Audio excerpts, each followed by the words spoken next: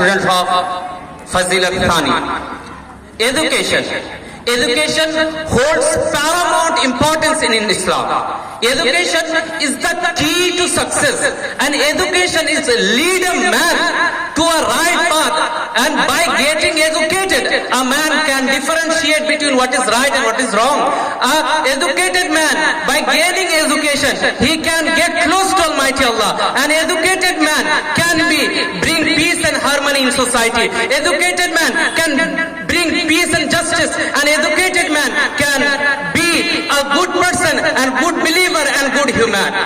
If we see, when Almighty Allah is starting sending down all His messages to humanity, His final messages to humanity, that is Quran, there is no doubt. But what Allah choose to reveal first, there is 5 pillars in Islam: Kalima, Roza, Namaz, Hajj, Zakat. But Allah didn't choose any among them for first revealing Holy Quran. But Allah choose Iqra, read, recite.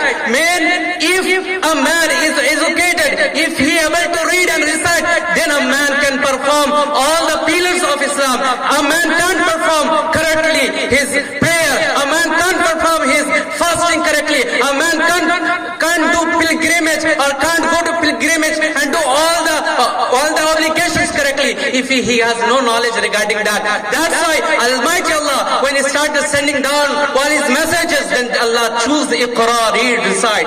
So this is the virtue of education and the literacy. And after that, if we see, our beloved Prophet Muhammad sallallahu alaihi wasallam said, "Talabul ilmi fardhatun ala kulli Muslim." It is obligatory to gain knowledge to all Muslim.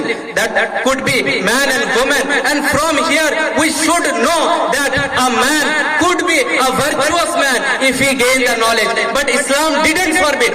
Islam do not restrict for gaining the science and technology or secular knowledge. Because if we see in Islam, there is a much greater scientist. If we see Al-Khwarizmi, if we see Ibn al-Haytham, and if we see in literary work Al-Mutanabbi, and if we see in Arabic literature, and there is a Nobel laureate also. So those people were also Islamic educated, and they were also educated about the science and technology. So this is the thing we have to understand. And another point I would like to discuss, that we not only have to acquire the knowledge, we have to spread the knowledge. Because Prophet Muhammad sallallahu alaihi wasallam said, "Khairukum man ta'allama al-Qur'ana wa 'allamahu." The best person among you, the one who read Quran or learn Quran and teach to others.